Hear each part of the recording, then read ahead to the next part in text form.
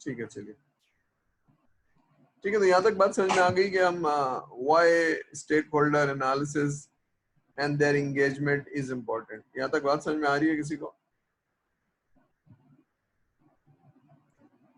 ठीक है, शायद बात समझ में आ रही है लेकिन जवाब देने का मूड नहीं है।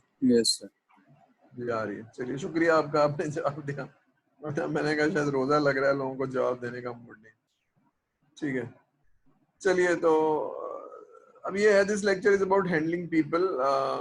खैर this is not handling people, this is like identification of the correct stakeholder and understanding why.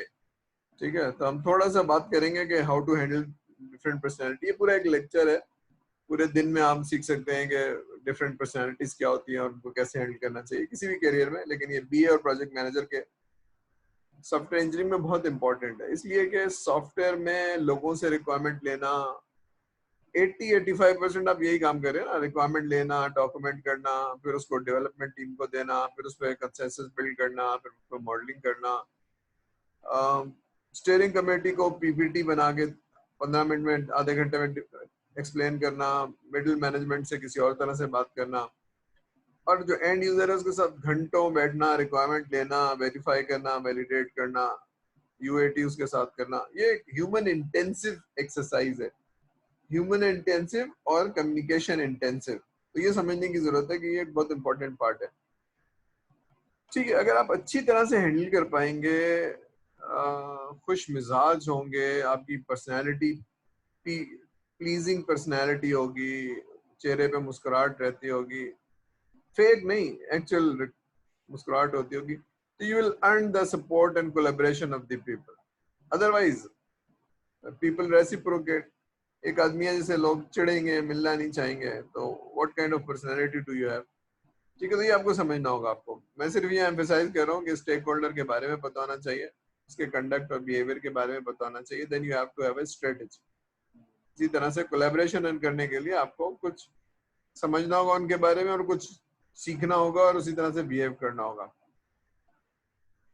You need to improve your skills about handling team to be a successful beer.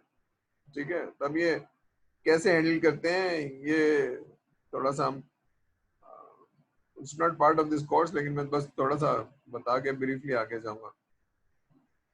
अगर आपको मालूम है peoples behaviour, तो आप एक professional relationship build कर सकते हैं। ठीक है, अभी क्या होता है, अभी ये होता है कि जो लोग आपकी पर्सनालिटी से मीट करते हैं तो वो आपके क्लोज सर्किल में आ जाते हैं।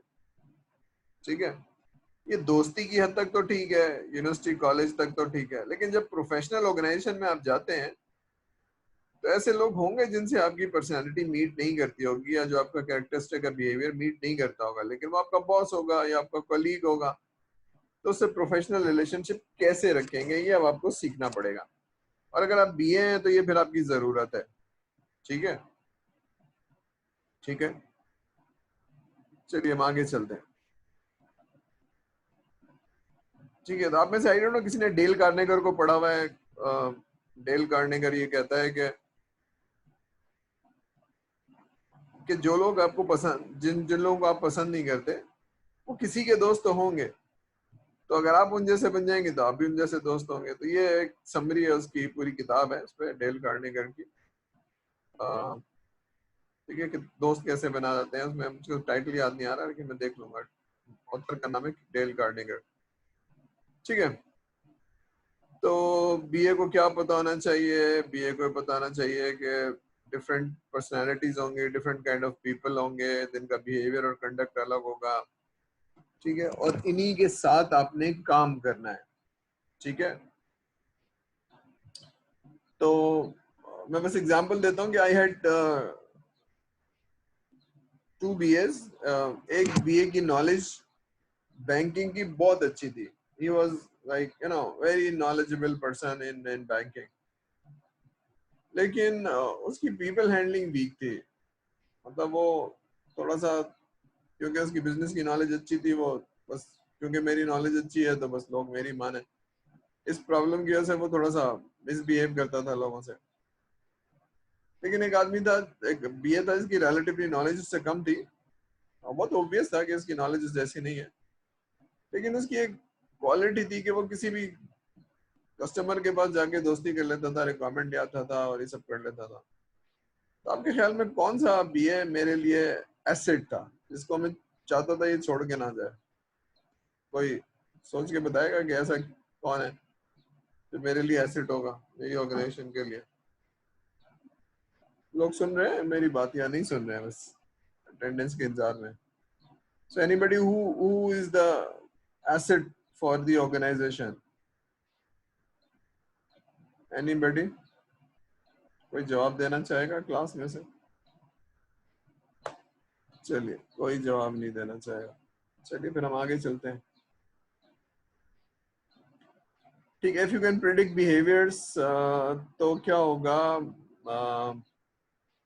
the probability is high that you can have a professional relationship with them। ठीक है, तो ये आपको समझने की जरूरत है कि कौन सी चीजें जो चीजों पे, इमोशंस पे या ईगोस पे ज्यादा भड़काएगी या उसमें पानी डालेगी, तो ये थोड़ा सा समझने की जरूरत है। ठीक है ना? तो if you understand people, their psychology, तो you can have better relationship. और ये एक बहुत बड़ा एडवांटेज है इन टेकिंग द रिक्वायरमेंट। मैंने कहा ना 80-85% यही काम कर रहे हैं, तो इसमें अगर आपकी रिलेशनशिप अच्छी है तो that's an advantage, major major advantage. ठीक है, तो लोगों को अंडरस्टैंड करना और आपके बिहेवियर को चेंज करने से होगा क्या कि लोग आपके साथ काम करना चाहेंगे।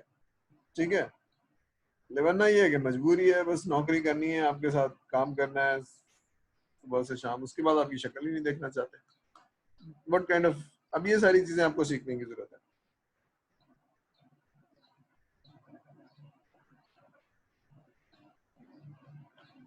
ठीक है, एक टिपिकल सिनेरियो ये है कि जी एक्सपीरियंस बीए है and you know what is required, who needs to be involved. As the project unfolds, new people emerge who may affect goal and approach of the project. तो बता रहा है you risk your project when you do not involve key people in the project। ठीक है, तो ये बहुत important information आपसे मिस हो जाएगी। ठीक है, तो ये हो सकता है कि आप तो आइडेंटिफाई क्यों नहीं हुई, इसलिए कि आपको जो बताया गया था वो आपने लेके शुरू हो गए, तो आपने थोड़ी सी एनालिसिस नहीं की, थोड़ी सी अपनी एफर्ट नहीं लगाई, और आपसे एक इम्पोर्टेंट आदमी या दो इम्पोर्टेंट आदमी मिस हो गए। एंड आपको ये बात रखना चाहिए कि ऑर्गेनाइजेशन में कुछ लोग तो ऑर्गेनाइजेशनल स्ट्रक्चर में होते हैं और वो डिजिग्नेटेड बॉस होते हैं। ठीक है, उनका वो टाइटल है हेड ऑफ दी फलाना, हेड ऑफ दी फलाना, लेकिन उनके नीचे कुछ लोग ऐसे होंगे जो हेड ऑफ दी फलाना तो नहीं होंगे, लेकिन बहुत नॉलेजेबल होंगे। लोग उनसे जाके पूछते होंगे, उनसे मशवरा करते होंगे और उनसे राय लेते होंगे because of their knowledge, their experience. तो वो आइडेंटिफाई होना जरूरी है वो। ठीक है, तो जरा सा आप लोगों से मुलाकात करेंगे और अपनी एनालिटिकल अप्रोच को रखेंगे, माइंड को, प्रोसेसर को चलाएंगे, तो जल्दी से ऐसे लोग मिल जाते हैं। ठीक है, तो आप उनके साथ बैठ के बात कर सकते हैं। ठीक है, अब आपने क्या करना है, आपका ऑब्जेक्टिव ये है कि analysis and management of the stakeholder से आपने लोगों का सपोर्ट विन करना है। ठीक है, जब आप एक प्रोजेक्ट पे जा रहे हैं तो मेजॉरिटी ऑफ लोग आपको सपोर्ट कर रहे हो, ना कि आपके अगेंस्ट हो।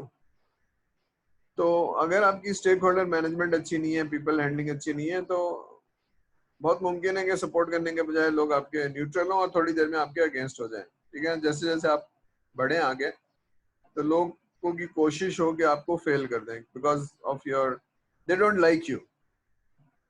क्यों लाइक नहीं करते हैं अब ये आपको समझ में नहीं आएगा, लेकिन बहरहाल ह्यूमन साइकोलॉजी है कि लोग रेसिप्रोकेट करते हैं बिहेवियर को। ठीक है, कुछ बिहेवियर है जिनको इंसान ही फितरत ना पसंद करती है, मसलन इंसल्ट करना, मसलन बदतमीजी करना, मसलन अप्रिशिएट ना करना, मसलन काम उसने किया है नाम किसी और का लगा देना। अब ये सारी चीजें अपने ही नाम से बता देना कि मैंने किया है। अब ये सारी चीजें इंसान को डीमोटिवेट करती हैं या चिढ़ाती हैं, या जिससे वो आदमी वो रेसिप्रोकेट करेगा। लेकिन अगर आप उसको अप्रिशिएट करेंगे, उसकी इज्जत करेंगे और उसको इन्वॉल्व करेंगे, एंगेज करेंगे, तो फिर वो आगे बढ़ता जाएगा, आगे बढ़ता जाएगा। ठीक है, तो ऐसे बहुत सारे प्रोजेक्ट फेल हो जाते हैं जिसमें कोई चीज नजर नहीं आती है सिवाय इसके कि लोग उस टीम को सपोर्ट नहीं कर रहे होते हैं। अब क्यों नहीं कर रहे होते हैं ये आपने देखा होगा कि आप कोई प्रोजेक्ट कर रहे हैं या कोई काम कर रहे हैं या कोई इवेंट कर रहे हैं, तो कुछ लोगों के बिहेवियर से आप चिढ़ जाएंगे और उनको कामयाब नहीं होने देंगे। ये इंसान की फितरत है, तो ये जरा सीखने की जरूरत है। तो प्रोजेक्ट फेल कब होता है? तो प्रोजेक्ट फेल ऐसे हो जाते हैं कि वो एक बहुत बड़े टीम जो है वो प्रोजेक्ट को सक्सेस नहीं होने देती है। वो नजर कुछ नहीं आ रहा है, वो हाथ तो मिलेंगे भी, सलाम भी करेंगे, और लेकिन वो पीछे वो काम करेंगे जिससे प्रोजेक्ट प्रोग्रेस ना कर सके। ठीक है, तो ये आपको नजर आ जाएगा जब आप प्रोजेक्ट खराब हो जाएगा आपका। तो you need to win over the people, key people. ठीक है, ये आपको, तो you need to have stakeholder planning, build the support to help you success of the project.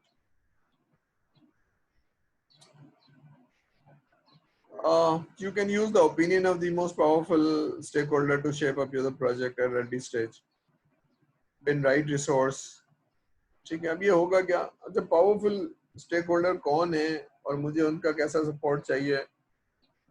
तो अगर आप गौर करें, जब आप बड़े प्रोजेक्ट पे जा रहे होंगे तो जो स्पॉन्सर है, जो की टॉप मैनेजमेंट है, उसे नहीं बुलाया होगा, वही फाइनेंस दे रहे होंगे और वही अप्रूवल दे रहे होंगे। तो उनका इन्वॉल्व होना, उनका सेटिस्फाई होना, उनका अपडेट होना अबाउट द प्रोजेक्ट बहुत जरूरी है।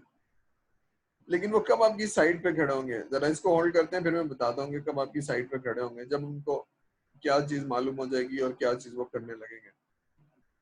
लेकिन जब आप उनको सपोर्ट करने, जब वो आपकी सपोर्ट में आ जाएंगे तो फिर आप जो उनसे रिसोर्स मांगेंगे, राइट रिसोर्स, वो मिल जाएगी। वरना फिर वो जो हेड ऑफ द डिपार्टमेंट है वो टीम देगा जो उसके काम की नहीं होगी, वो आपको दे देगा। जो काम के लोग हैं उनसे तो वो काम ले रहे हैं ना, सुबह से शाम तनख्वाह देता है उनको। लेकिन एक ऐसा आदमी जो किसी काम का नहीं है, बस तनख्वाह मिल रही है, तो वो आपको दे देगा कि भाई रिक्वायरमेंट दो सच आपको। ठीक है, तो you need to have the right resource, this is mandatory. ये वही मुश्किल है कि एक आदमी अगर बीमार है, बहुत सख्त बीमार है, और डॉक्टर के पास जा ही नहीं रहा है, कह रहा है बस दवा ले आओ, तो इलाज मुमकिन नहीं है। उसको ले जाना पड़ेगा, दिखाना पड़ेगा, रिपोर्ट्स देखनी पड़ेंगी, डायग्नोज करना पड़ेगा। ठीक है, तो इसलिए जो अच्छे लोग हैं प्रोजेक्ट पे, उनको टाइम स्पेयर करना पड़ेगा। This is a mandatory prerequisite for the success of the project, right? So the stakeholder has to spare some time and give it to the project. Requirement बैठ के बतानी पड़ेगी ना, 2 दिन 3 दिन, वरना तो प्रोजेक्ट सक्सेसफुल नहीं है। He has to understand his role. ठीक है, ये बात समझ में आ रही है? अच्छा, टॉप मैनेजमेंट को आपकी तरफ होना चाहिए पावरफुल स्टेक होल्डर को। चलिए, टॉप मैनेजमेंट नहीं कहते, पावरफुल स्टेक होल्डर को। तो मेरे यहाँ जब ऑर्गेनाइजेशन में जाता हूँ तो मैं, जो सी लेवल के लोग होते हैं, मैं चाहता हूँ वो मेरी साइड पे हो। तो मैं उनको कुछ बातें बताता हूँ जिससे वो कहते हैं कि ये आदमी नॉलेजेबल है और ट्रस्ट वर्दी है। तो वो कहते हैं नहीं ऐसा नहीं होगा, फिर थोड़े दिनों बाद वो रियलाइज करते हैं कि हाँ ऐसे ही हो रहा है, तो उसका मतलब है he is a knowledgeable person.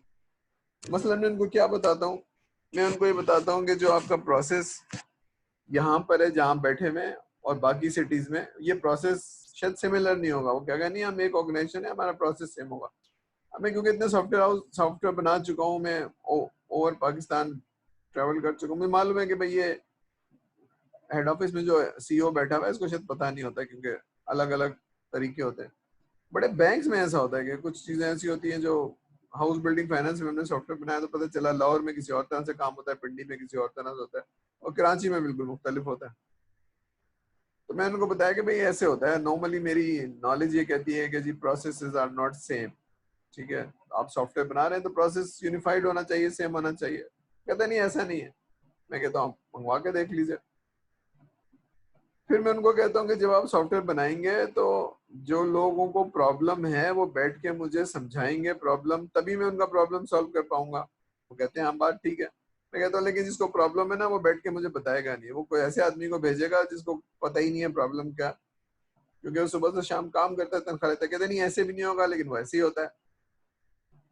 तो थोड़े दिनों में वो रियलाइज कर लेते हैं कि हाँ जी, चेंज के लिए कुछ प्री रिक्विजिट है, यानी टाइम निकालना, बताना, ये सब करना, कुछ चीजें हैं जो सक्सेस ऑफ द प्रोजेक्ट को इनेबल करेंगी, ठीक है ना। तो इनमें से स्टेक होल्डर का इन्वॉल्व होना, कोलैबोरेट करना, इंगेज होना बहुत जरूरी बात है। ये बात समझ में आ रही है? ये बात समझ में आ रही है भाई? मैं पढ़ा रहा हूँ और आप लोग पढ़ रहे हैं, लेकिन ऐसा लग नहीं रहा कि मैं पढ़ा रहा हूँ और आप लोग पढ़ रहे हैं। मैं तो है पढ़ा रहा हूँ, लेकिन मुझे ऐसा लग नहीं रहा। तो ये टीम एफर्ट नहीं है ना, कोलैबोरेशन नहीं है। बात समझ में आ रही है? स्टेक होल्डर इंगेज नहीं हो रहा, उसको रोजा लग रहा है और वो कह रहा है बस सर आप, ऐसा है ऐसा नहीं है? नहीं नहीं सर, आ रही है सर। आ रही है समझ में, चलिए रोजा लग रहा है लेकिन समझ में आ रही है। तब ये बहुत मैंडेटरी है किसी भी टीम वर्क के लिए, ठीक है। टीम वर्क के लिए देने वाला, समझाने वाला फोकस होके बैठे, लेने वाला सवाल लेकर जाए और सवाल करे और पूछे। तो इससे क्या होगा, ऑब्जेक्टिव अच्छा हो जाएगा, थोड़े से वक्त में काम अच्छा हो जाएगा। तो ये मैंडेटरी चीज है कि जिसके पास आप जा रहे हैं उससे आपकी पॉजिटिव रिलेशनशिप हो। अब यहाँ तक तो बात समझ में आ गई कि एक प्री रिक्विजिट है कि अवेलेबल हो, टाइम दे आपको और वो तैयार होकर बैठा हो, लेकिन आप ऐसा क्या बिहेव करेंगे जिससे वो रेसिप्रोकेट करे बहुत अच्छी तरह से। अब हम जरा आगे चलते हैं। अब ये है कि जब आप कम्युनिकेट करते हैं, kick off meeting, kick off meeting क्या होती है? जब आप फुटबॉल का मैच शुरू करते हैं तो पहली किक मारने को किक ऑफ कहते हैं। तो जब आप प्रोजेक्ट शुरू करते हैं तो वो एक टर्मिनोलॉजी किक ऑफ। एक मीटिंग या एक से ज्यादा मीटिंग, 2-3 मीटिंग होती है, इसमें आप प्रोजेक्ट के ऑब्जेक्टिव बताते हैं, टीम को रोल बताते हैं, अपना रोल बताते हैं। तो प्रॉब्ली कम से कम 2 लेवल की तो होंगी, एक तो वो जो यूजर्स होंगे और एक वो जो मिडिल मैनेजमेंट होगी। तो 2 किक ऑफ मीटिंग होती है। मेरी 3 इसलिए होती है कि मैं अपनी टीम को भी बिठाता हूँ, जो मेरी टीम होती है उसके साथ अलग मीटिंग करता हूँ, यूजर्स के साथ अलग करता हूँ, और जो मिडिल मैनेजमेंट है उसकी, कस्टमर की, उसके साथ अलग बैठता हूँ, ठीक है। तो जितनी अर्ली होगी या जितनी फ्रीक्वेंटली होगी, तो फ्रीक्वेंटली यूजर के साथ तो हो सकती है, लेकिन मिडिल मैनेजमेंट में जरा मुश्किल होती है। तो फिर आप अपनी डायरेक्शन सही कर लेते हैं और उसकी डायरेक्शन सही कर लेते हैं, ठीक है। उसको बेनिफिट बताते हैं सारा कुछ, ठीक है। तो इफेक्टिव कम्युनिकेशन क्या होती है? कब मिलेंगे, when do you meet, when you tell somebody. अब ये रोल बताने की जरूरत है और उसकी रोल की क्या इंपॉर्टेंस है, ठीक है ना। तो ये एक बहुत इंपॉर्टेंट बात है कि उसको अपना रोल पता हो और उस तरह से बिहेव कर रहा हूँ, ठीक है। ये रियल लाइफ में भी होता है। ये जो फुटबॉल का मैच हो रहा है, गोलकीपर खड़ा हुआ है ना, इसका काम आपको पता है, लेकिन उस बेचारे को अगर ना पता और वो जाके गोल मारने आ जाए तो फिर आप कहेंगे भाई ये क्या कर रहा है, इसको अपना रोल नहीं पता। तो अच्छा, फुटबॉल में तो आपको पता है उसका रोल और वो वहीं खड़ा हुआ है, लेकिन प्रोजेक्ट के अंदर आप बहुत दफा मिस कम्युनिकेट हो जाता है या अजम्पशन होती है, उसको बेचारे को पता ही नहीं होता मेरा क्या रोल है। अच्छा मेरा ये रोल है, मुझे बताना है, तो आप क्यों आए? फिर आपको पता नहीं है कि सॉफ्टवेयर हमने बनवाना है? सॉफ्टवेयर तो बनवाना है, लेकिन आपकी रिक्वायरमेंट तो हमें नहीं पता। तो एज्यूम कर रहे हैं कि आप एक कंसल्टेंट हैं और बहुत जबरदस्त हैं और आपको एचआर की सारी नॉलेज होगी। फिर आप कहते हैं यार मैं तो सॉफ्टवेयर इंजीनियर हूँ, अगर आपकी तरह एचआर का इंचार्ज होता तो मैं कहीं एचआर का मैनेजर नहीं लगा होता। अब ये सारी चीजें जो छोटी छोटी चीजें शायद एक्सप्लेन करने की जरूरत है, ठीक है। अच्छा ये वाली स्लाइड पढ़िए और जो ऊपर की जो 3 चीजें लिखी जरा गौर से पढ़िए और मुझे समझाइए कि हेल्दी एनवायरनमेंट इन्वॉल्वमेंट क्या चीज होती है और अनहेल्दी एनवायरनमेंट क्या होती है। जरा इसको पढ़िए और जरा, ये बहुत इंपॉर्टेंट चीज है जो आपको समझने की जरूरत है। Quality professional relationship, expectation management and clear business communication. जरा पढ़िए और जरा प्रोसेसर पे जोर डालिए और सोचिए कि ये क्या चीज लिखी हुई है। जब हेल्दी हेल्दी एनवायरनमेंट होगी, हेल्दी इन्वॉल्वमेंट होगी, कोलैबोरेशन होगा तो आउटपुट बहुत अच्छा होगा। लेकिन कोई अनहेल्दी होगी तो अनहेल्दी कब होगी और क्यों होगी? थोड़ा सोचिए, फिर मैं बताता हूँ इसको।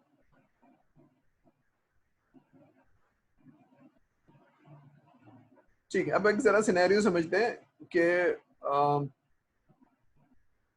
देयर आर 2 सिनेरियोस एक्चुअली, ताकि आपको समझ में आ जाए, फिर मैं इसके एक्सप्लेनेशन में आऊंगा। एक साहब खुश मिजाज हैं, नॉलेजेबल हैं और अच्छी तरह से कम्युनिकेट करते हैं, और मैं भी बहुत तैयार होके सवाल वाल बना के गया हूँ। तो मैं जाता हूँ, 2 घंटे में वो रिक्वायरमेंट देते हैं, चाय भी पिलाते हैं, बहुत फोकस रहते हैं, बात करते हैं, और मैं जो पॉइंट नोट करता हूँ मैं उनको रिवाइज करता हूँ, तो 2 घंटे में एक बहुत अच्छी रिक्वायरमेंट लेके प्रोसेस बना के डॉक्यूमेंट बना के मैं उठ जाता हूँ, because of the healthy involvement. ठीक है, वो साहब मुझ पर ट्रस्ट करते हैं, मुझसे उनकी प्रोफेशनल दोस्ती है। ठीक है, तो ये एक सिनेरियो है। तो we have a good relationship. ठीक है, एक साहब हैं जो मुझे नापसंद करते हैं और मेरी शक्ल देखना नहीं चाहते हैं, लेकिन बहरहाल मैं हेड ऑफ आईटी हूँ, तो मैं उनके कमरे में जाऊंगा, टाइम लेके गया हूँ रिक्वायरमेंट लेने। मेरे साथ एक जूनियर बीए भी है, लेकिन उनकी कोशिश ये है कि वो 2 घंटे के बजाय 1 घंटे में बस किसी तरह से जान छुड़ाएं इनसे।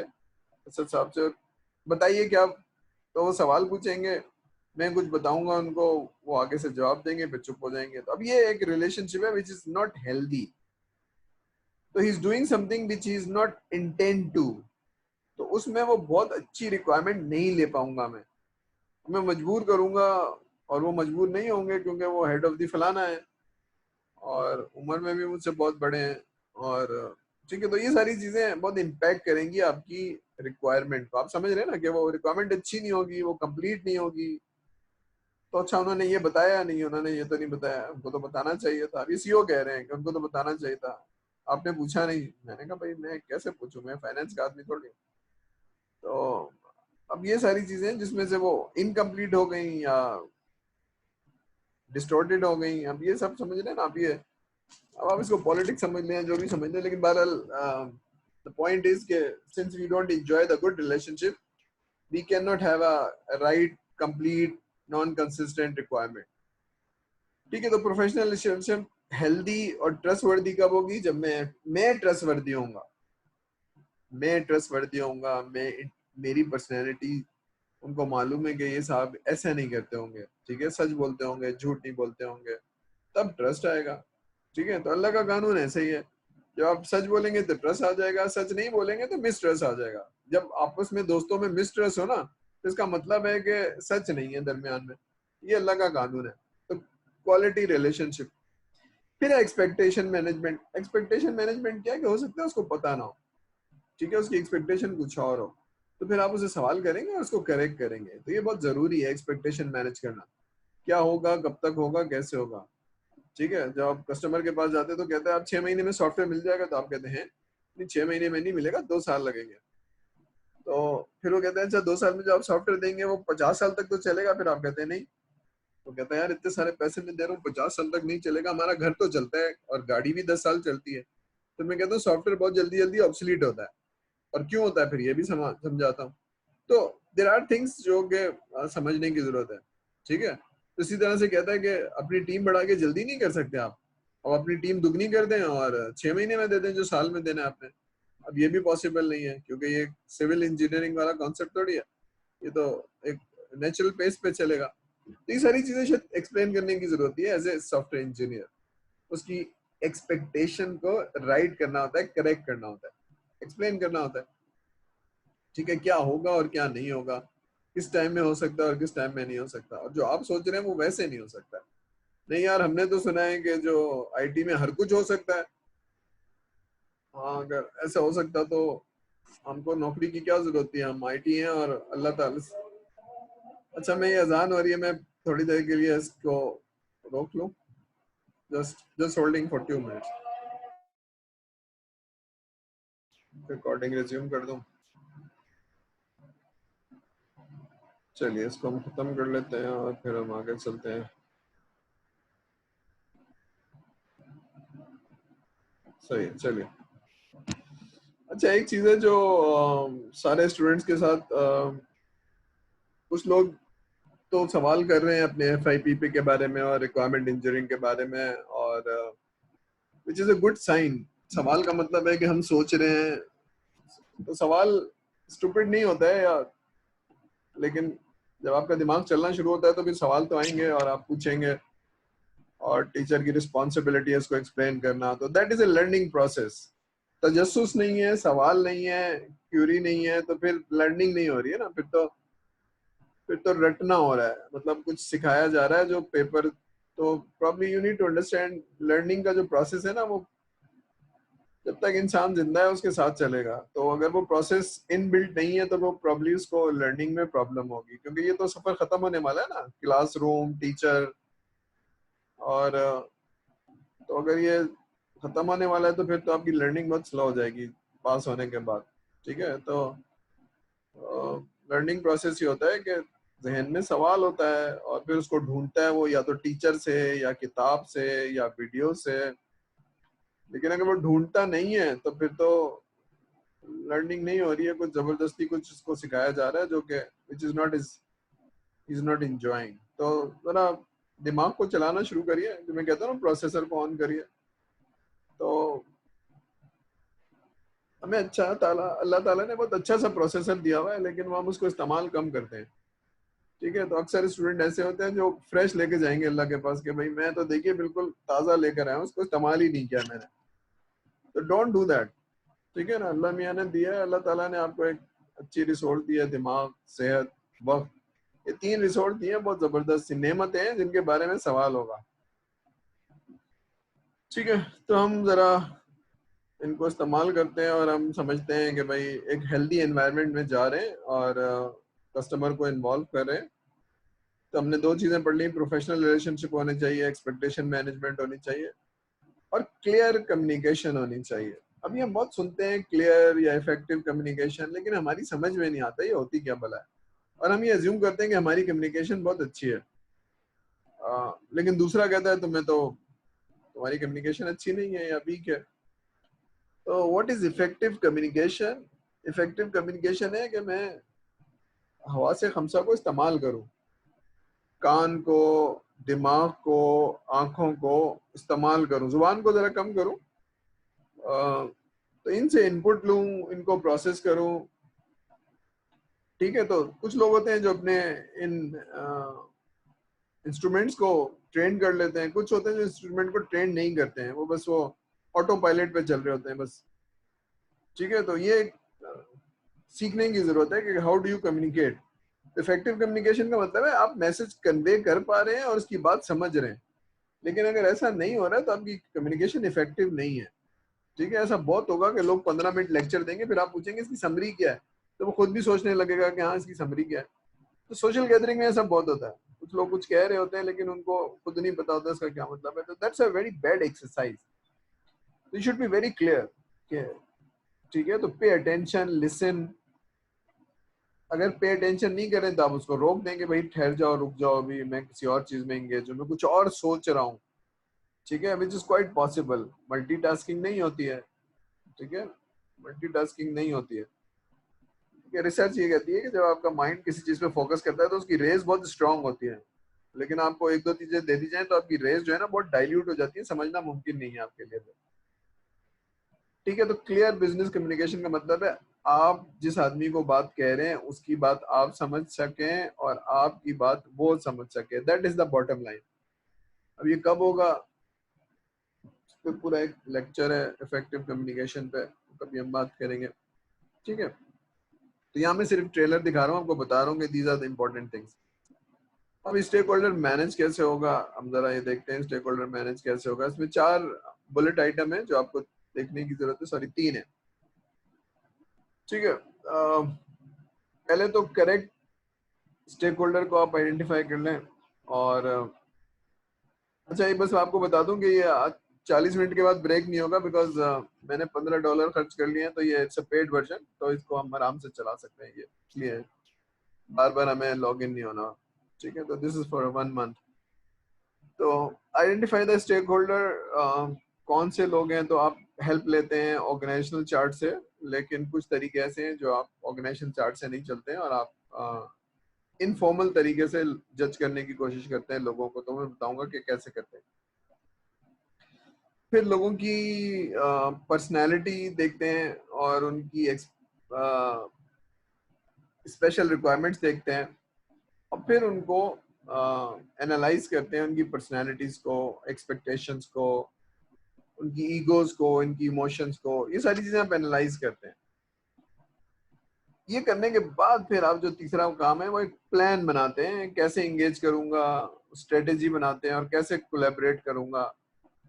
ठीक है, तो ये एक अलग चीज है, पीपल्स मैनेजमेंट, जो आपने सीखी भी होगी और जब आप इस रोल में जाएंगे। तो अभी आप रिक्वायरमेंट इंजीनियरिंग सीख रहे हैं, लेकिन आपको दो पार्ट रिक्वायरमेंट इंजीनियरिंग के और भी हैं, या बीए के और भी हैं।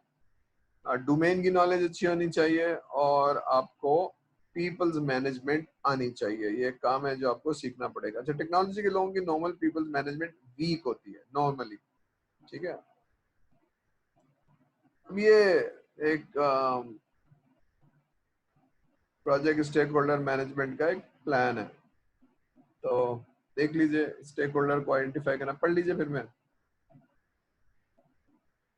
ये वाला वक्त जरा मुश्किल होता है रोजे में ना, आदमी को बोलना मुश्किल लगता है। पढ़ लीजिए फिर मैं बताता हूँ। अच्छा, ये आप प्रोजेक्ट मैनेजमेंट का थोड़ा सा पार्ट पढ़ रहे हैं, मेरे ख्याल से सारे लोग पढ़ ही रहे होंगे प्रोजेक्ट मैनेजमेंट, तो उनको अभी तो नहीं, शायद किसी स्टेज पे वो स्टेक होल्डर मैनेजमेंट पढ़ लेंगे।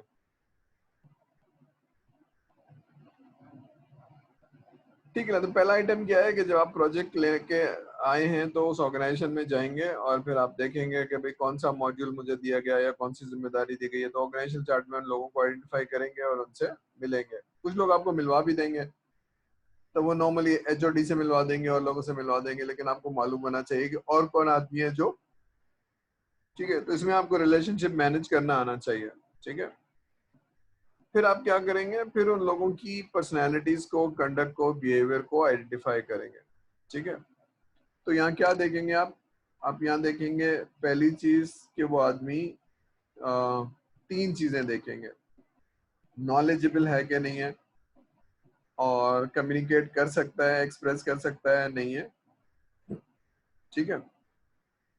फिर उसके अलावा एक चीज देखनी है आपने, ये किस कैटेगरी में है। कुछ होगी सपोर्टर कैटेगरी, कुछ होगी न्यूट्रल कैटेगरी, कुछ होगी ब्लॉकर कैटेगरी, ठीक है।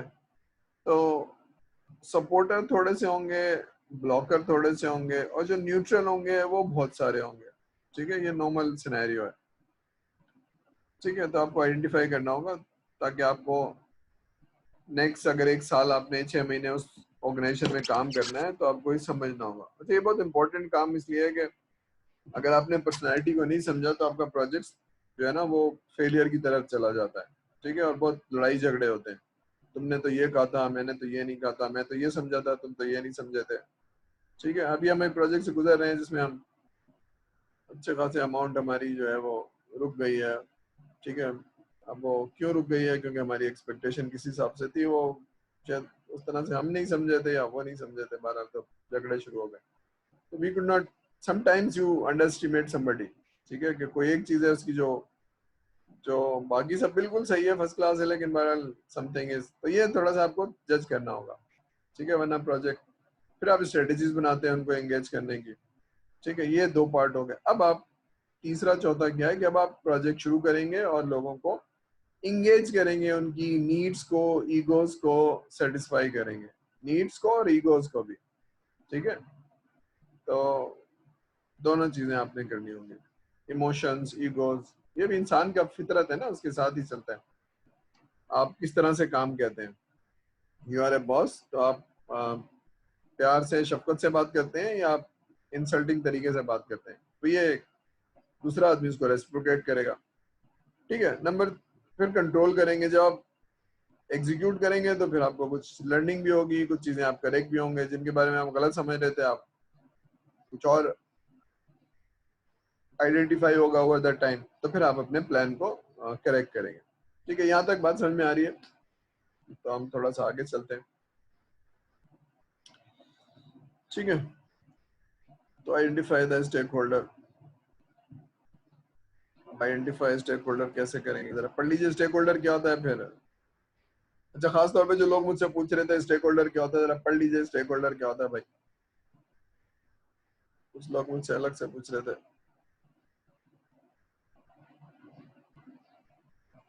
कौन होता है स्टेक होल्डर, कोई बताएगा मुझे स्टेक होल्डर कौन होता है, जरा इसको पढ़ के समझाए मुझे।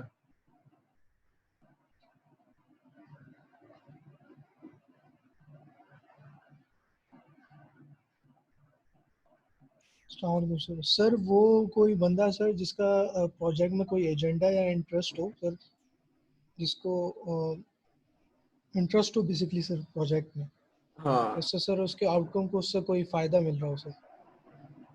हाँ, आउटकम से उसका इंटरेस्ट, आउटकम में उसका स्टेक हो। ठीक है, तो ये एक सुपर सेट है। और इस तरह के सारे लोग, वो सारे स्टेक होल्डर हैं। ठीक है, उस प्रोजेक्ट के स्टेक होल्डर हैं।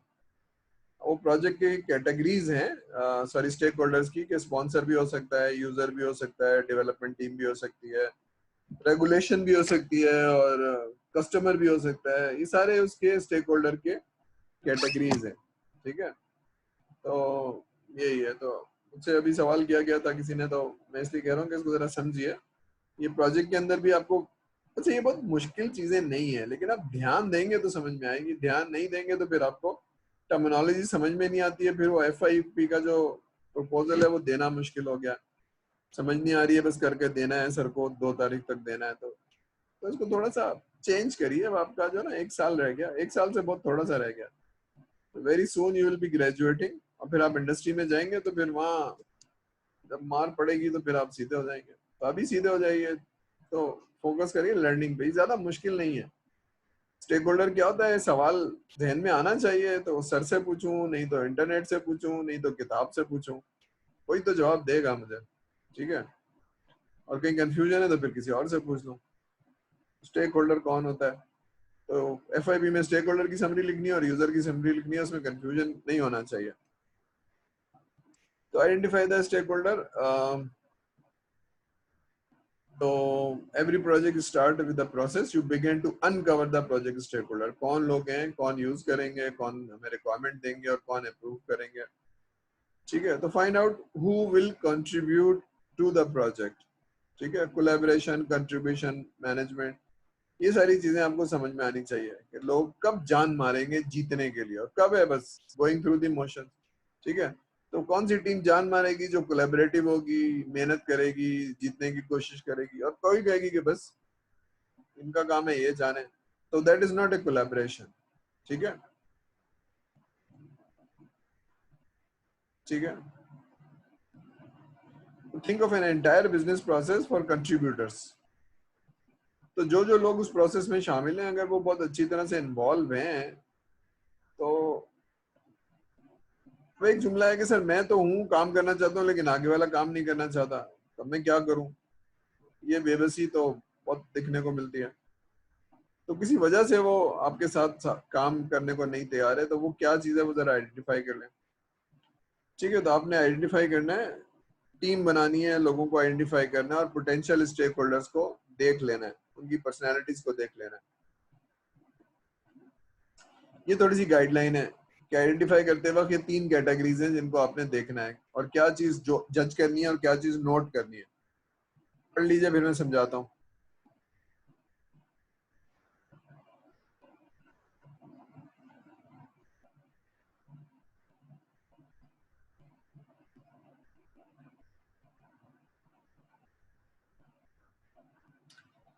ठीक है, नीचे वाले लोग वो हैं जो एक्चुअल प्रोडक्ट को यूज करेंगे, कस्टमर हैं या यूजर हैं।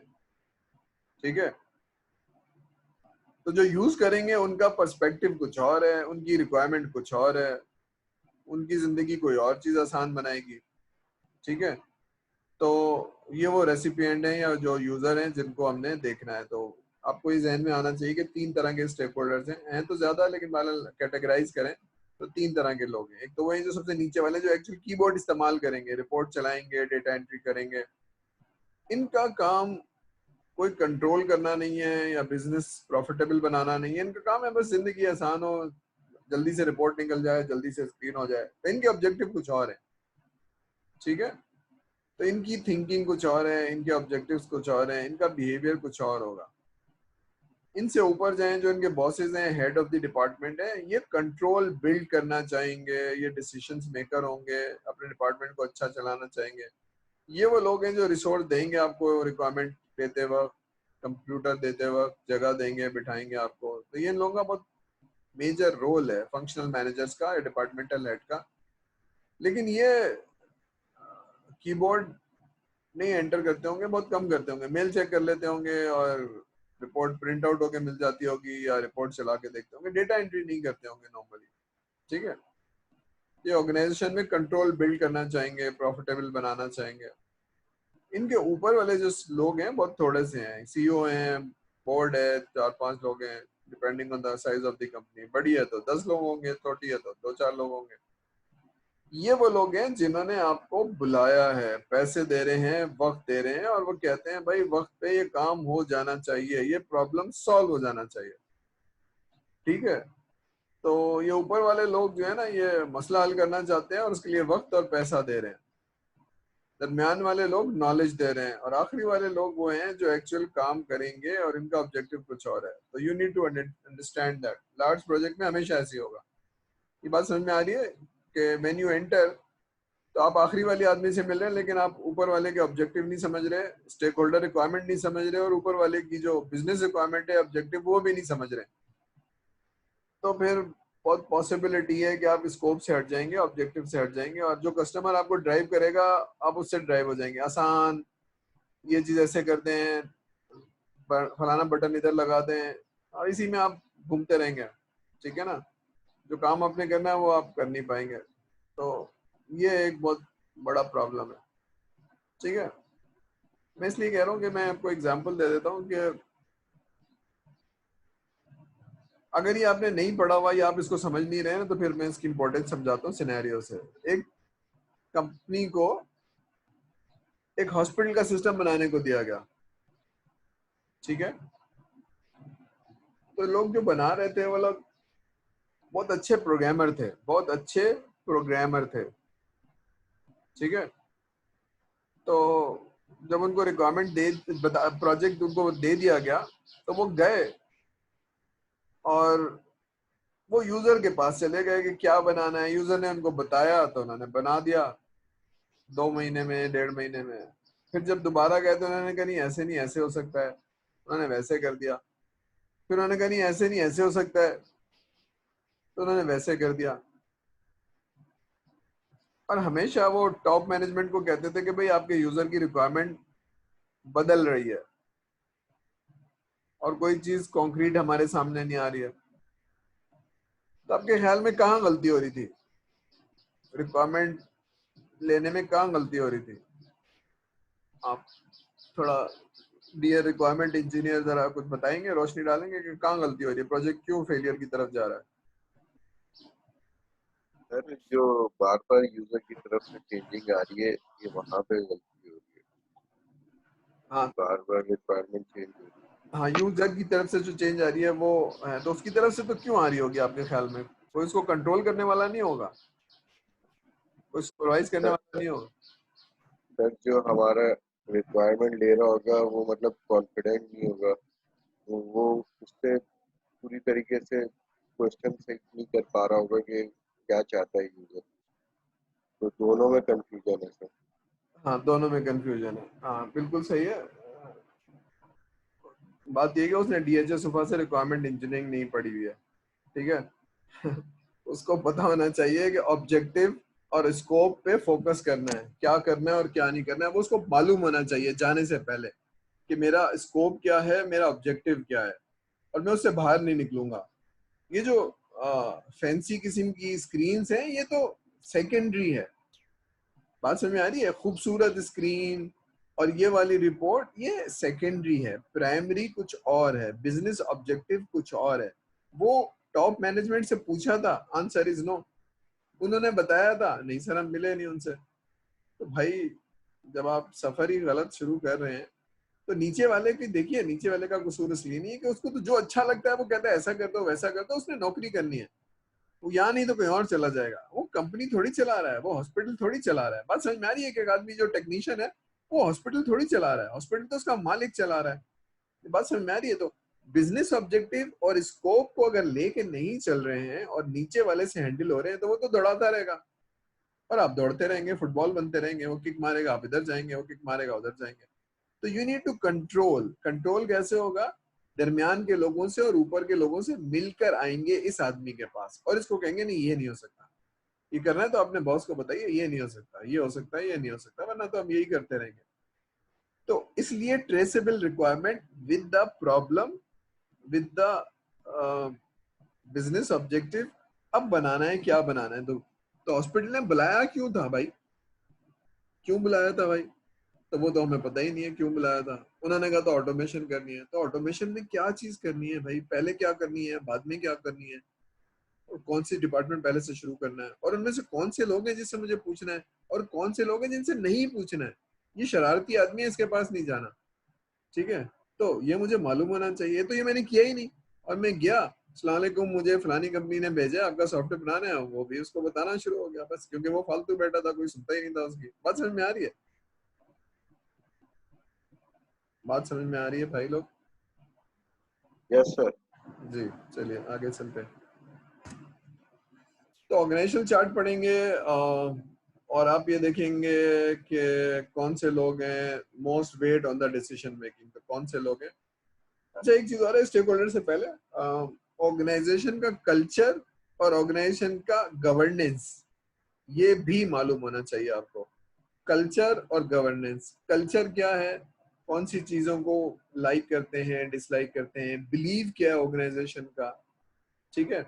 और दूसरी बात है गवर्नेंस। गवर्नेंस क्या होती है? डिसीजन मेकिंग होती कौन कैसे है, मेरी रिक्वायरमेंट को रिव्यू कौन करेगा, अप्रूव कौन करेगा, ठीक है, और देगा कौन, ये मुझे मालूम होना चाहिए। अच्छा, आप में से रिक्वायरमेंट देगा कौन और अप्रूव कौन करेगा? तो जो अप्रूव करेगा ना, उसका इन्वॉल्व होना बहुत जरूरी है, ठीक है? तो वरना फिर आपसे कंट्रोल नहीं होगा। जिस तरह हम अभी एक रिक्वायरमेंट ले रहे थे, उसने रिक्वायरमेंट दी और डॉक्यूमेंट हो गई, फ्रीज हो गई, लेकिन जब उसको डेमो दिखाया तो कहता नहीं ऐसे नहीं, ऐसे कर लें, नहीं ऐसे नहीं, ऐसे कर लें। तो हमने कहा hold on hold on hold on, ठीक है? रोजे में 2 घंटे से बहस करते हुए, तो मैंने कहा रुक जाइए, मैं आपके बॉस को ये मेल भेज रहा हूँ कि भाई ये एग्रीमेंट हुआ था, और ये एग्रीमेंट के बाद हमने ये आउटपुट दिया है। तो या तो एग्रीमेंट सही नहीं था, या जो साहब दे रहे थे वो ऐसे ही कुछ सोच के उन्होंने बगैर सोचे बोल दिया था। तो फिर उन्होंने कहा नहीं नहीं नहीं, मैं देखता हूँ। तो बात ये ना कि हम एस्केलेट करते हैं उसको कि भाई अप्रूव तो उन्होंने किया था, और आप कह रहे हैं नहीं ऐसे नहीं होगा। तो फिर हम पूछ लेते हैं कि who is the decision maker. तो वरना तो फिर वो प्रोजेक्ट दाएं बाएं होता रहेगा, आदमी के ऊपर चलते रहेंगे, आप उसको खुश करने की कोशिश करते रहेंगे, ऐसा नहीं होता ना। तो गवर्नेंस कैसे होगी? और कल्चर, कल्चर भी आपको समझना बहुत जरूरी होता है जाने से पहले। मसलन मीजान बैंक एक बैंक है, सिटी बैंक एक बैंक है, और नेशनल बैंक भी तो एक बैंक है, लेकिन फलानी चीज आप नेशनल बैंक में नहीं कर सकते हैं। तो आपको मालूम होना चाहिए, ये वहां नहीं हो सकता। आप कितने ही प्रोफेशनल हो, नॉलेजेबल हो, ये वहां हो ही नहीं सकता है ना, ठीक है? तो ये चीज यहाँ नहीं हो सकती है। तो यू नीड टू अंडरस्टैंड, वरना फिर आपको ना वो प्रॉब्लम होगी। तो ऑर्गेनाइजेशन कल्चर, गवर्नेंस, और फिर इंडिविजुअल्स, ये आपको पता होना चाहिए, वरना फिर आप जो है ना वो मुश्किल होगी। फिर एक चीज होती है अनऑफिशियल इन्फ्लुएंस, यानी एक तो है कि बॉस है, डिपार्टमेंटल हेड है, या असिस्टेंट मैनेजर है, लेकिन कुछ लोग होंगे जो डिजिग्नेशन नहीं होगा लेकिन बहुत नॉलेजेबल होंगे, लोग उनसे जाके मशवरा करते होंगे, पूछते होंगे करना क्या है, तो वो लोग आइडेंटिफाई हो जाएं। इसी तरह से कुछ लोग होंगे जो 20 साल से ऑर्गेनाइजेशन में, सब पता होगा उनको बहुत, तो उनसे भी पूछ सकते हैं आप। या वो उनके पास जाना और उनके पास थोड़ी सी बैठ के बात करेंगे, वो कहेंगे भाई अगर आपको रिक्वायरमेंट है तो इनके पास जाइएगा और इनके पास नहीं जाइएगा। क्यों नहीं जाइएगा? सर ये तो चेयरमैन का भतीजा है, इसको पता कुछ नहीं है। तो वो बस आपका काम हो गया, आपको पता चल गया कि क्या करना है। तो ये बहुत इंपॉर्टेंट लोग होते हैं, अनऑफिशियल होते हैं लेकिन ये बहुत इंपॉर्टेंट होते हैं। तो एक्सपीरियंस से आप सीख लेते हैं, ठीक है? तो ऑर्गेनाइजेशनल चार्ट एक अलग चीज है और एक इनफॉर्मल तरीका एक अलग चीज है, लेकिन this is a good beginning, this is a good start, ठीक है? अगर ये नहीं करेंगे तो फिर आपको पता नहीं होगा, फिर आपको 2 महीने बाद पता चलेगा अच्छा मैं तो चेयरमैन के भतीजे से ले रहा था, उस बेचारे को तो खुद पता ही नहीं था, और बाकी जो लोग थे वो बता ही नहीं रहते, कहते ठीक है इनको करने दो, जरा वक्त गुजारने दो। तो प्रोजेक्ट आपका फेल होगा, आपका वक्त ज़ाया हो रहा है, ठीक है भाई? तो अब जरा हम देख लेते हैं कि जनाब हमने एक सेल्स एंड डिस्ट्रीब्यूशन का सिस्टम बनाना है। ये ऑर्गेनाइजेशन है, सीईओ साहब हैं, ये वेयर हाउस का डिपार्टमेंट है, ये फाइनेंस का डिपार्टमेंट है, ये आईटी डिपार्टमेंट है, और एचआर का डिपार्टमेंट है। तो सेल्स एंड डिस्ट्रीब्यूशन में हमें पता चल गया कि ये वाले लोग हमारे काम है, तो इन साहब का नाम पूछा, उनसे जाके मिल लेंगे, उनके बारे में लोगों से पूछ लेंगे। तो ये डिपार्टमेंट हमारा मेन फोकस है। उसके अलावा सीईओ साहब हैं, और उसके अलावा आईटी डिपार्टमेंट, ये हमारा बाकी लोगों से हमारा इतना लेना देना नहीं है इस प्रोजेक्ट के ऊपर। तो these are our potential stakeholder, ठीक है? तो ये हमारा आइडेंटिफाई हो गया, लेकिन हमें थोड़ी सी इनफॉर्मल पूछ लेना चाहिए एनएसएम के बारे में, आरएसएम के बारे में, कि ये क्या चीज पसंद करते हैं, क्या नहीं करते हैं। ठीक है, तो ये सारी चीजें आपको पता होनी चाहिए। ठीक है, चलिए ठीक है। अच्छा, मैं जरा यहाँ रोक लूँ, मैं थोड़ा सा आपको बता दूं कि स्टेक होल्डर मैनेजमेंट क्यों इंपॉर्टेंट है, लोगों की पर्सनैलिटी के बारे में क्यों बताना चाहिए। अ, एक वाकया है जो ज्यादातर लोगों ने सुना होगा कि जब हुजूर सल्लल्लाहु अलैहि वसल्लम की हुकूमत कायम हो गई तो आपने बड़े बड़े लोगों को खतूत भेजे कि भाई इस्लाम ले आओ और मुसलमान हो जाओ। तो सहाबा को खत लेके भेजा 4-5 जगह 6 जगह के भाई रोम के बादशाह के पास भेजा, फारिस के बादशाह के पास भेजा। एक साहबी थे जिनको 5 महीने हुए थे इस्लाम लाए हुए, लेकिन वो बहुत इंटेलिजेंट आदमी थे। उनको जब भेजा तो बादशाह के पास जाके उन्होंने खत नहीं दिया, और 1-2 दिन गुजारे और मालूम किया कि बादशाह को क्या पसंद है। तो पता चला बादशाह को चमड़े की चीजें बहुत पसंद है। तो उन्होंने चमड़े की चीजें खरीदी जो बादशाह को पसंद आएंगी। फिर और पूछा खाने में, इसमें उसमें, तो उसकी पर्सनैलिटी एसेस करके गए। फिर आप जब मुलाकात हुई तो आपने उसको चमड़े के तोहफे दिए जो उसकी पसंदीदा चीज थी, उसको बहुत पसंद आया। फिर आपने उसी तरह से बातचीत की जो उसको पसंद थी, तो छोटी सी रिलेशनशिप बन गई फटाफट। फिर आपने खत दिया कि जी मैं आया हूँ ये करके। तो आपके ख्याल में अब जो रिलेशनशिप बनी होगी तो उस पर ज्यादा एक अच्छी बेटर रिलेशनशिप होगी। जबकि फारिस के बादशाह के सामने खत दिया उसने तो खत लेके फाड़ दिया और एलची को कत्ल कर दिया। फिर उस सामने बद्दुआ भी दी थी। तो ये एक बहुत इंपॉर्टेंट काम है कि you develop a relationship then execute. ठीक है, तो ये बहुत इंपॉर्टेंट काम है किसी भी चीज में। ठीक है, चलिए अब जरा स्टेक होल्डर समझते हैं, इनको क्लासिफाई करते हैं इंटरनल एंड एक्सटर्नल। तो जरा ये इंटरनल है, top management, requester, PM, and user, team members. पढ़ लीजिए फिर मैं बताता हूँ, बोल बोल के थक गया हूँ मैं।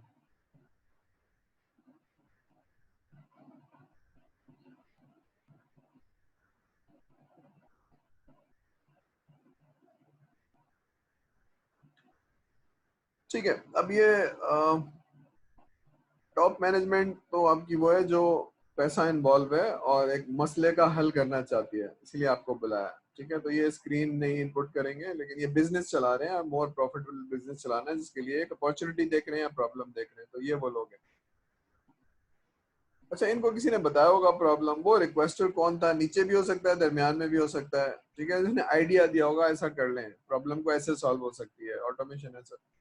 ठीक है, तो उससे हमें मिलना जरूरी है, और वाई जानना जरूरी है, रीजन जानना जरूरी है, रूट कॉज करना जरूरी है प्रॉब्लम को, कि हम ये जो दे रहे हैं इसका मसला हल कैसे होगा। ठीक है, अभी प्रोजेक्ट मैनेजर को छोड़ देते हैं। एंड यूजर, ये एंड यूजर एक स्टेक होल्डर है जो एक्चुअल एप्लीकेशन को यूज करेगा या आपकी सर्विस को यूज करेगा। ठीक है, ये टीम मेंबर आपकी डेवलपमेंट टीम है जो कि सॉफ्टवेयर बनाएगी, डिजाइन करेगी, डेवलप करेगी, टेस्ट करेगी। ठीक है, अभी सॉफ्टवेयर बनाते हुए कोई चीज मुझे नहीं समझ में आ रही है तो मैं किसी से मशवरा करूंगा। जो ऐसे लोग जो मुझे मशवरा देंगे, बताएंगे कोई भी चीज, ये मेरे सारे कंसल्टेंट है। ठीक है, तो ये सारे स्टेक होल्डर है। इसके अलावा भी कुछ स्टेक होल्डर हो सकते हैं जो एक्सटर्नल हो सकते हैं, वो ये हो सकते हैं जरा। ठीक है, हम प्रोडक्ट बनाते हैं किसी कस्टमर के लिए, तो बाय और यूज, फॉर एग्जांपल सुजुकी है, सुजुकी ऑटोमेशन करती है, सब कुछ करती है, लेकिन गाड़ियां बनाती है तो गाड़ी। तो external stakeholder, vendor, supplier, contractors. इसी तरह से बहुत सारी चीजें आपकी रिक्वायरमेंट नहीं है, लेकिन रेगुलेशन बॉडी, जिस तरह बैंक है तो बैंक अंडर स्टेट बैंक चलेगा, तो स्टेट बैंक ऑफ पाकिस्तान आपको पॉलिसीज बताएगा, ये हो सकता है, ये नहीं हो सकता, ये हो सकता है, ये नहीं हो सकता। तो इस हिसाब से आपको चलना होगा। ठीक है, तो ये आपके स्टेक होल्डर है। नेक्स्ट स्लाइड में आपको थोड़े से स्टेक होल्डर दिख जाएंगे। PMBOK, project management body of knowledge. BABOK is business analysis body of knowledge. जरा पढ़ लीजिए।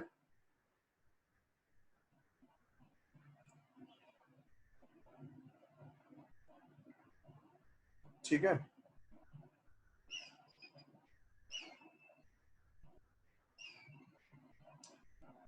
अब अब लेफ्ट साइड असल में ये प्रोजेक्ट मैनेजमेंट के स्टेक होल्डर हैं, तो उनकी टर्मिनोलॉजी थोड़ी सी डिफरेंट है। राइट साइड पे जो है हमारी, ये ज्यादा हमारे लिए रेलिवेंट है, रिक्वायरमेंट इंजीनियरिंग वाली।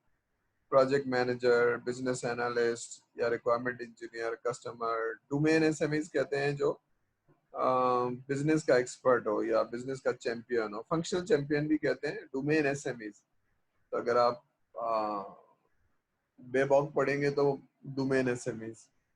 एंड यूजर तो एंड यूजर है। Implementation SMEs actually technical team है या डेवलपमेंट टीम है। डिजाइन डेवलपमेंट वाली जो टीम है ना, उसको इम्प्लीमेंटेशन एसएमईज कहते हैं। अगर आपने रैशनल रोज पढ़ा हो सॉफ्टवेयर इंजीनियरिंग में जो तरीकाकार है, तो हम डिजाइन, रिक्वायरमेंट डिजाइन और कोडिंग नहीं कहते हैं, इम्प्लीमेंटेशन कहते हैं उसकी।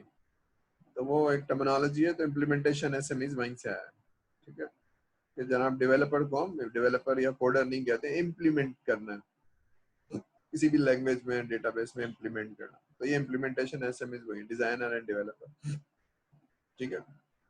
बाकी आपको टेस्ट जो करेगा वो टेस्ट इंजीनियर होगा, और स्पॉन्सर और ये सारी चीज, ठीक है। इसमें तो कोई चीज नहीं समझ में आ रही है तो पूछ लीजिए, आगे चलते हैं। यहाँ तक क्लियर है सबको? कोई मुश्किल तो नहीं हो रही है, या कोई चीज नहीं समझ में आ रही है, या नींद आ रही है, या प्यास लग रही है? आ रही है समझ में भाई? सर ये पोर्टफोलियो मैनेजर, सर ये पोर्टफोलियो मैनेजर क्या होता है? अच्छा, तो आपके जो पीएमपी के टीचर है ना, वो बताएंगे आपको क्या होता है। चलिए मैं बताता हूँ क्या होता है। देखिए एक्चुअली ये ओरिएंटेशन प्रोजेक्ट मैनेजमेंट वाली है, ये रिक्वायरमेंट इंजीनियरिंग वाली है। तो प्रोजेक्ट जब आप करेंगे ना, तो मैं थोड़ा सा, एक मिनट, कहाँ गया? प्रोजेक्ट मैनेजर जो है ना, वो प्रोजेक्ट को देखता है। ये टर्मिनोलॉजी हमने पढ़ी हुई है और हम समझते हैं, ठीक है। अच्छा, ऑर्गेनाइजेशन में होता क्या है कि बड़े बड़े प्रोजेक्ट हो सकते हैं और छोटे छोटे प्रोजेक्ट हो सकते हैं। तो एक ऑर्गेनाइजेशन बना दी जाती है, पीएमओ ऑफिस कहलाता है। तो यहाँ वो कुछ लोग होते हैं जो प्रोजेक्ट को इनिशिएट करते हैं और एग्जीक्यूट करते हैं। तो ये एक सबसे टॉप वाली ऑफिस है, किसी भी बैंक में है या किसी भी ऑर्गेनाइजेशन में, ये पीएमओ है, ऑफिस है, ठीक है। अब इसमें एक बहुत बड़ा प्रोजेक्ट करना है, तो उसको प्रोजेक्ट नहीं कहते हैं, एक काम कहते हैं, प्रोग्राम करना है। तो प्रोग्राम को सब डिवाइड करते हैं पोर्टफोलियोज में, और पोर्टफोलियोज को डिवाइड करते हैं प्रोजेक्ट्स में, ठीक है।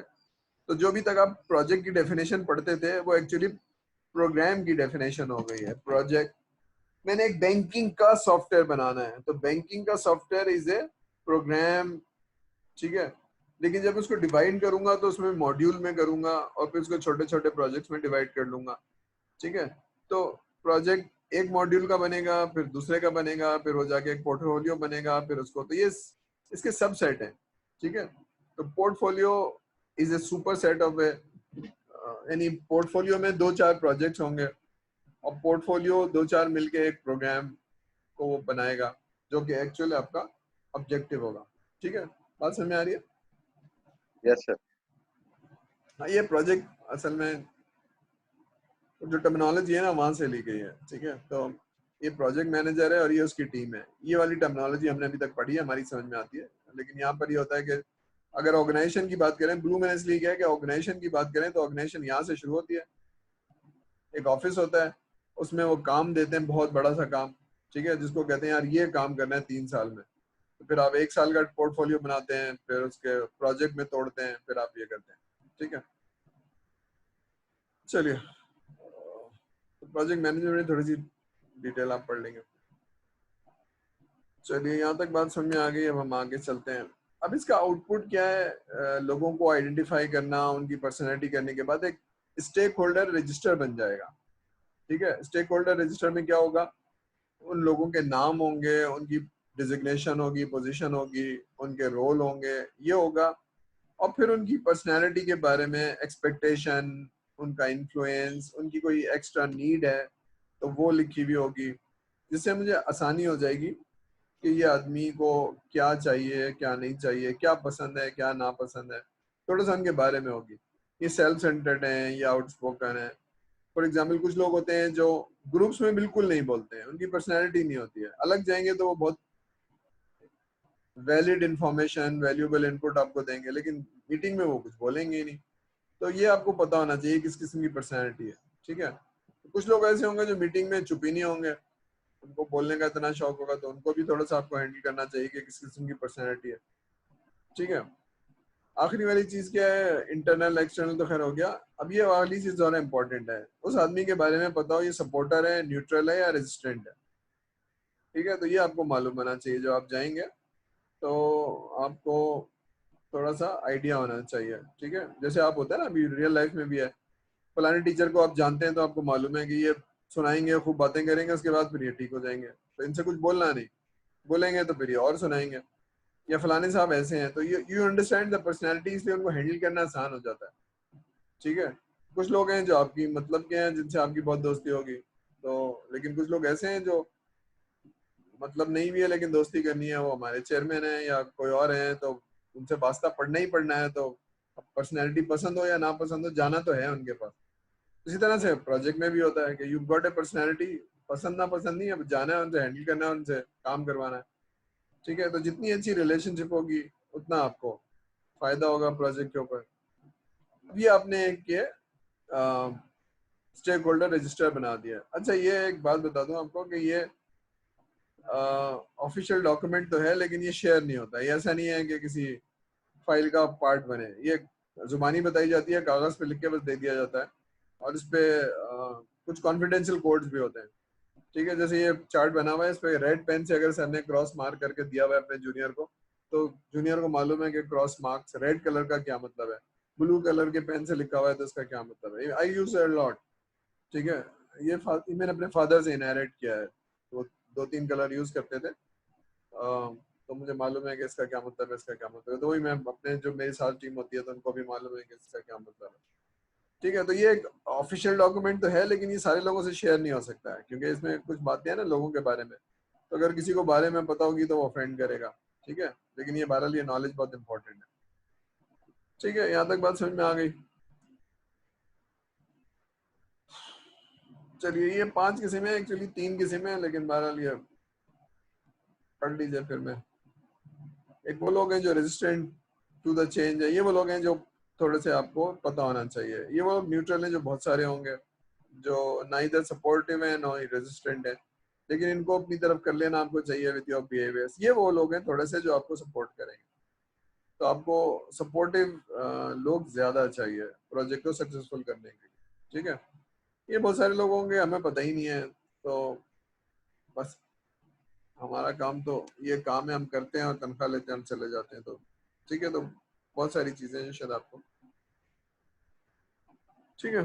चलो इसको यहीं तक रखते हैं। सर की बैटरी डाउन हो रही है, सर से बोलना मुश्किल हो रहा है मुझे बोल बोल के। अभी तो कोई सवाल है तो आप लोग बोलिए, जरा कुछ सवाल कर लीजिए ताकि मैं कम बोलूं।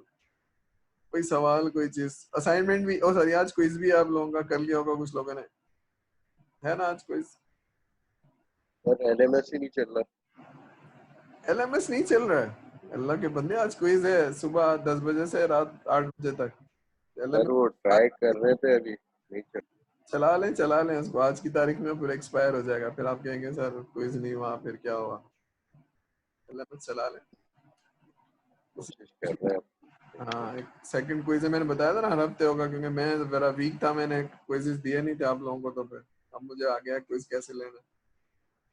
मैं असाइनमेंट भी बनाने वाला हूँ, क्योंकि आप लोग की तरफ से आ नहीं रहा है असाइनमेंट। पहले तो बिजी थे प्रोजेक्ट में, तो हो गया ना प्रोजेक्ट, बना बनू के दे दिया सर को। जी कॉन्रेड सर, बना लिया। जी बना लिया ना, कॉन्रेड को दे दिया। अब आपका तो काम नहीं है, अब असाइनमेंट बनाएंगे आप। सर तो आप बताएं ना अभी असाइनमेंट के बारे में थोड़ा।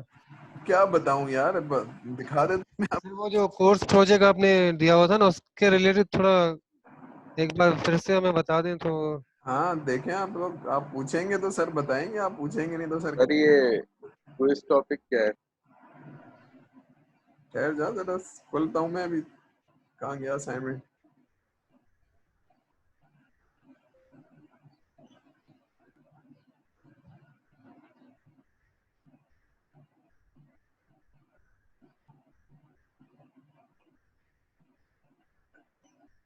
ये डॉक्यूमेंट है भाई, जो मैंने 1950 में भेजा था आप लोगों को, जब सेमेस्टर शुरू हुआ था तब भेजा था। नजर आ रहा है आप लोगों को? जी जी सर, यस नजर सर। आ रहा है। हाँ, इसमें थोड़ी सी गाइडलाइंस थी कि एक्चुअली तो हमें कार कंज्यूमर फाइनेंसिंग की एक एसआरएस बनानी है, ये एक ऑब्जेक्टिव था। कैसे बनेगा, डोमेन नॉलेज लेंगे, थोड़ा सा स्टडी करेंगे। फिर मैंने एक वेबसाइट बताई थी, वेबसाइट मीजान बैंक की, के वहां आपको मिल जाएगा। तो कंज्यूमर फाइनेंसिंग जो है वो नॉर्मल बैंकिंग है और इजारा उसका इस्लामिक वर्जन है। तो अब मैं क्योंकि मीजान बैंक का ऑपरेशन सॉफ्टवेयर हाउस का ऑपरेशन हेड रहती हूँ, तो मेरे लिए जरा ये टर्मिनोलॉजी ज्यादा वो होती है, इजारा और ये सारी चीजें। तो बहरहाल तो ये नॉलेज लेंगे, फिर उसके बाद उसको कॉम्प्रीहेंड करेंगे। तो उसको मैंने ब्रेक कर लिया था कि भाई पहले ऐसा करेंगे, फिर ये करके ये सर को जमा करा देंगे, फिर ये जमा करा देंगे। तो कम से कम 2 तो जमा करा दें, फर्स्ट और सेकंड लिख के डॉक्यूमेंट बना के, फिर थर्ड और फोर्थ। तो ये चीजें आपने लिखनी है। एक जो अब आपने सेकंड और थर्ड लेक्चर देखा था ना, एसआरएस बनानी है, और आपको थोड़ा सा आइडिया हो भी गया एफएफई करने के बाद कि क्या करना है आपने। अगर एसआरएस बनानी है तो ये ओवरऑल डिस्क्रिप्शन होगा, सिस्टम्स के फीचर्स होंगे, और कुछ यूज केस बनाएंगे। ये बना के देना है आपने। अल्टीमेट ये है आपके प्रोजेक्ट का, जिसके आपको 20 नंबर मिलेंगे, वो ये है। ठीक है, अब ये बनाने के लिए जाहिर सी बात है आपको नॉलेज चाहिए। वो नॉलेज आप एक अलग असाइनमेंट हो गया, ये अलग असाइनमेंट हो गया, और ये फाइनल असाइनमेंट हो गया, स्टेप नंबर 5। इसमें कोई सवाल है तो पूछिए कि सर कैसे होगा, यूज केस कैसे बनाते हैं। तो मैं अलग से बना दूंगा, एंटिटी डायग्राम कैसे बनाते हैं, या तो मैं सीख लीजिए। वैसे बनाना भी है एफआईपी में आपको।